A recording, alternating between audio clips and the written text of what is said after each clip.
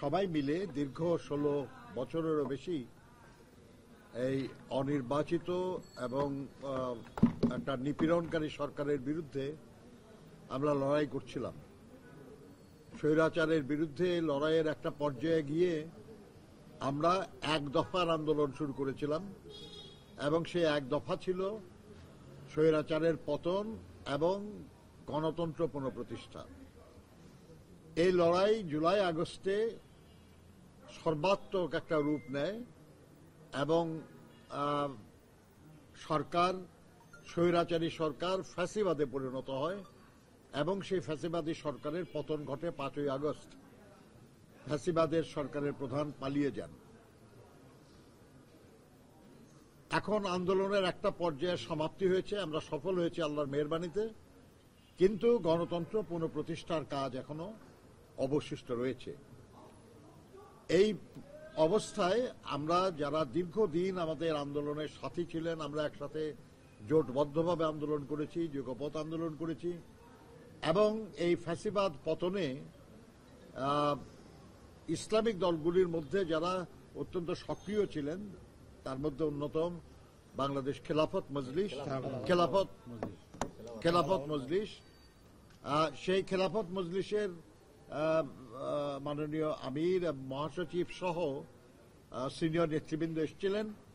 তাদের সঙ্গে আমাদের দলের মহাসচিব মির্জা ফখরুল ইসলাম আলমগীর সহ আমরা বসেছি, দীর্ঘ সময় আমরা আলোচনা করেছি এবং দেশে বিদ্যমান আর্থসামাজিক রাজনৈতিক পরিস্থিতি, মানুষের আকাঙ্ক্ষা এবং তা পূরণের লক্ষ্যে আমাদের কি করণীয় এ সম্পর্কে আমরা আলোচনা করেছি।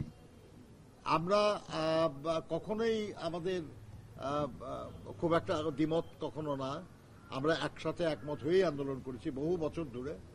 কাজেই এখনো আজকে যে আলোচনা করেছি আমরা, এই আলোচনায় আমাদের তেমন কোনো দ্বিমত নাই, আমরা একমতই হয়েছি। বলেন। হ্যাঁ, ঠিক আছে।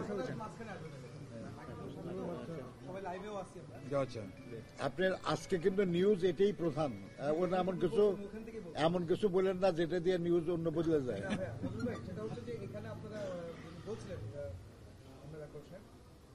নির্বাচনের বিষয়ে একটা ঐক্যমত এসেছে যে নির্বাচনটি 2025 সালের মধ্যে করা যায় কিনা সে বিষয়গুলিতে আপনারা যেমন মহাসচিব বলেছিলেন জুলাই আগস্টে নির্বাচন হতে পারে, এমন কোন টাইম ফ্রেম বলেছেন ওনারা বা এই বিষয়ে কোনো মত? আপনার জুলাই আগস্ট কি এই বছরের মধ্যে পড়ে না? না, এই বছরই পরে কিনা বলেন, তাহলে আমাদের বক্তব্যের সঙ্গে তার তফাৎ কি হচ্ছে? আমরা বলেছি জুলাই আগস্ট, ওনারা বলছেন এই বছরের মধ্যেই, তো ঠিকই আছে তো। জুলাই আগস্ট এই বছরের মধ্যেই নাকি? বলেন আর কি বলেন। একটা বিষয় হচ্ছে, গতকাল আমরা দেখেছি যে জামায়াত ইসলাম এবং বাংলাদেশ তারা ইসলামী একটা মোর্চা করার চেষ্টা করতে পারে, এর আলোচনা আছে। আলহামদুলিল্লাহ, ভালো। ইসলামিক দলগুলোর সাথে বৈঠক হচ্ছে, বিএনপি নিয়ে কনসার্ন কিনা? এখানে কনসার্নের তো কিছু না। আপনি বাংলাদেশে যারাই রাজনীতি করেন তারাই তাদের রাজনীতিকে আরো এগিয়ে নিয়ে যাওয়ার জন্য যার সঙ্গে যার মতের মিল হবে তারা একসাথে কাজ করার ব্যাপারে চিন্তা করতে পারে, সিদ্ধান্ত নিতে পারে। এদের নিয়ে কারো কোনো দুশ্চিন্তা থাকার তো কোনো কারণ নাই। এক সময় একজন এক দল আরেক দলের বিরোধিতা করেছে, সমালোচনা করেছে, আবার আন্দোলনের এক পর্যায়ে যারা তারা একমত হয়েছে, এটাতে অস্বাভাবিক আর কি আছে? আজকে যারা একমত কালকে আবার একমত নাও থাকতে পারে, এটাও ঘটেছে বাংলাদেশে বহু, তাতেই বা অবাক হওয়ার কি থাকতে পারে?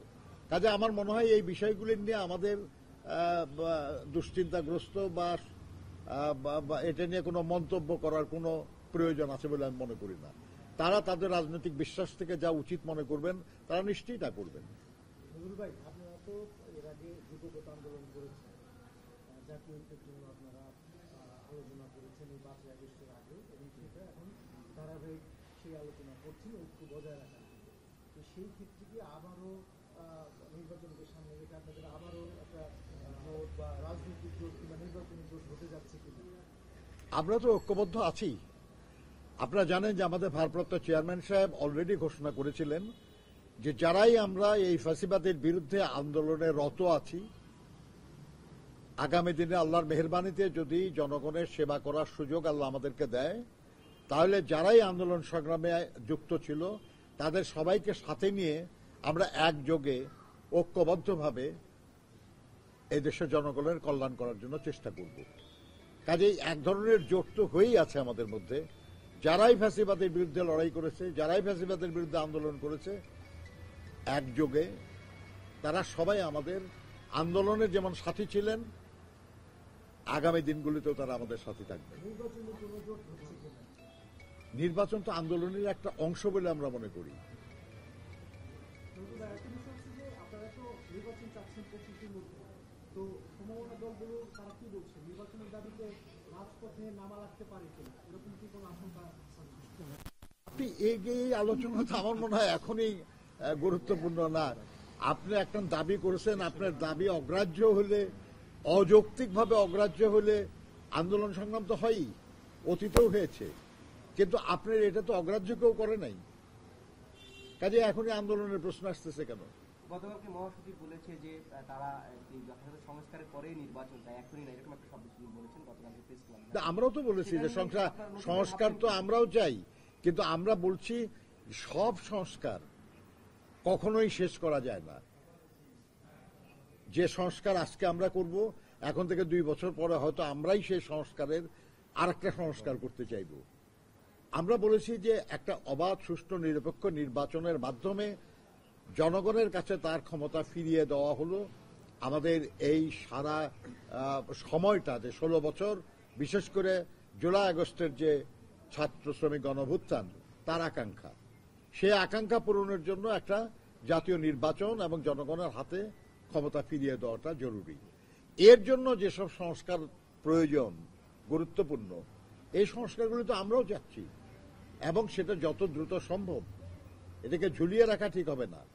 এটা সংস্কারগুলি করে একটা নির্বাচন আয়োজন করা, এবং খেলাফত মজলিসের পক্ষ থেকে বলা হয়েছে যে এই কাজটা করার জন্য এই বছরের বেশি সময় লাগার কোনো দরকার নাই। নজরুল ভাই, 2টা সংস্কার কমিশন, মানে সংবিধান এবং নির্বাচন সংস্কার কমিশন, তাদের রিপোর্ট জমা দিয়েছে প্রধান উপদেষ্টার কাছে। আপনাদের কাছে কি কি মনে হয় যে কোন কোন সংস্কারগুলো এখন করা দরকার এবং কোনগুলো মানে যখন আপনি সাংবাদিক মানুষ, ভুল করতেছেন কেন? তারা জমা দিয়ে আবার কিছু সময় নিয়েছে নাকি? নিছে না আর কিছু সময়? আন্তঃকমিশন সমন্বয়ের জন্য একটা সময় নিয়েছে। নিছে তো নাকি? তাহলে চূড়ান্ত হয় নাই তো তাদের সুপারিশ। তাদের সুপারিশটা চূড়ান্ত হলে আমরা তার উপর আমাদের বক্তব্য দেব। তারপরে আমাদেরকে ডাকা হবে তো, হ্যাঁ, ডাকা হয়ে তারপর সরকার বলেছে আর কি যে চূড়ান্ত রিপোর্ট পাওয়ার পরে তারা রাজনৈতিক দল এবং অন্যান্য স্টেক হোল্ডারদের সঙ্গে আলোচনা করবে, সেখানে আমরা আমাদের মতামত দেব। আগেই এখন আমরা বলবো কেমনে?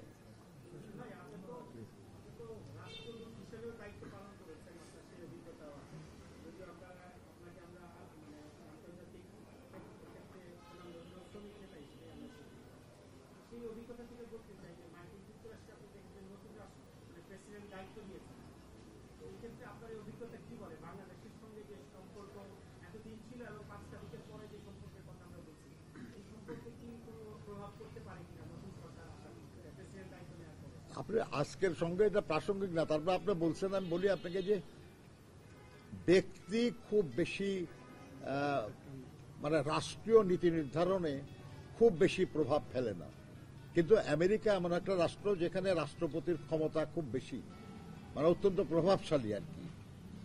কিন্তু আমি তারপরেও মনে করি না আর কি যে মার্কিন যুক্তরাষ্ট্রের সঙ্গে বাংলাদেশের যে সম্পর্ক, এই সম্পর্কে খুব বেশি প্রভাব ফেলবে। কারণ পরিবর্তন তো তাদের ওখানে হয় না, এখানে পরিবর্তন তো আমাদের এখানে হয়েছে, তাই না? আমাদের এখানে জনগণের সমর্থনে যেমন পরিবর্তন হয়েছে, তাদের ওখানেও জনগণের ভোটে রাষ্ট্র ক্ষমতার পরিবর্তন হয়েছে। আমরা বিশ্বাস করি যে দুটি গণতান্ত্রিক দেশ এবং দুটি সরকারি গণতান্ত্রিকভাবে সমর্থিত, অতএব এই দুই সরকারের মধ্যে এবং এই দেশের মধ্যে সম্পর্কের খুব একটা পরিবর্তন হবে বলে আমি মনে করি না। ধন্যবাদ ভাই। একটা প্রশ্ন ছিল, বিএনপি সরকার পতনে যে অবদান রাখছে সমমনা দলগুলোর সাথে, আলাদাভাবে তারা নাকি ঘোষণাপত্র তৈরি করছে, যেখানে সরকার রাষ্ট্রীয়ভাবে একটি ঘোষণাপত্র তৈরি করছে, সেক্ষেত্রে কি রাষ্ট্রের সাথে বিএনপির কি দ্বন্দ্বের মানে কে বলছে ঘোষণাপত্র তৈরি করছে? না, সেটা আমরা একটা নিউজে দেখলাম, সালাউদ্দিন আহমেদ বলছে। কি বলছে? যে আলাদাভাবে একটা ঘোষণাপত্র তৈরি করছে তাদের অবদান নিয়ে। আমি এটা সালাউদ্দিন সাহেবকে জিজ্ঞাসা করেন, আমি সরি, আমি বলতে পারবো না এটা। Thank you. ধন্যবাদ আপনাদের।